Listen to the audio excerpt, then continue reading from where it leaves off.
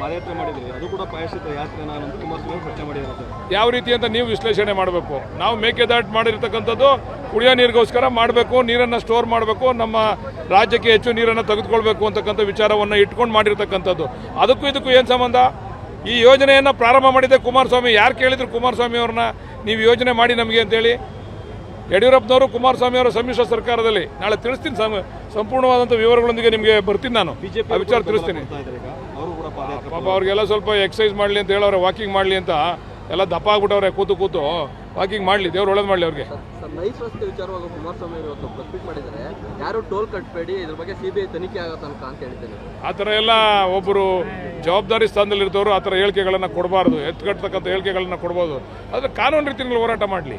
ಕಟ್ಟಬೇಡಿ ಅನ್ನೋದು, ಗುಂಪು ಕಟ್ಟೋದು, ಗಲಾಟೆ ಮಾಡೋದ್ರಿಂದ ಕಾನೂನಲ್ಲಿ ಏನಾದ್ರು ಹೆಚ್ಚು ಕಡಿಮೆ ಆದರೆ ಯಾರು ಜವಾಬ್ದಾರಿ ಆಗ್ತಾರೆ? ಆ ಥರ ಜವಾಬ್ದಾರಿ ಸ್ಥಾನದಲ್ಲಿರ್ತಕ್ಕಂಥ ಕುಮಾರಸ್ವಾಮಿ ಅವರು ಕ್ಷುಲ್ಲಕ ಹೇಳಿಕೆಗಳನ್ನು ದಯಮಾಡಿ ಕೊಡೋದನ್ನು ನಿಲ್ಲಿಸಬೇಕು. ಅದಕ್ಕೆ ಕಾನೂನಿದೆ, ಕಾನೂನಲ್ಲಿ ಹೋರಾಟ ಮಾಡಿ. ನೀವು ನೈಸ್ ರಸ್ತೆ ಯಾರಿಂದ ಬಂತದ್ದು? ಯಾರ ಕಾಲದಲ್ಲಿ ಪ್ರಾರಂಭ ಆಯಿತು? ದೇವೇಗೌಡರ ಕಾಲದಲ್ಲೇ ಪ್ರಾರಂಭ ಆಗಿದ್ದು. ದೇವೇಗೌಡರು ನೈಸ್ ರಸ್ತೆ ಮಾಡದೆ ಹೋಗಿದ್ರೆ ಈ ಒಂದು ವಿಚಾರಗಳ ಚರ್ಚೆ ಆಯ್ತಿರ್ಲಿವಲ್ಲ. ಕುಮಾರಸ್ವಾಮಿ ಅವರು ಬಿಡದಿ ಟೌನ್ಶಿಪ್ಪು, ದೇವೇಗೌಡರು ನೈಸು, ಇವರೇ ಮಾಡೋದು, ಇವರೇ ಜನಗಳನ್ನ ಎತ್ಕಟ್ಟೋದ ಮೇಲೆ.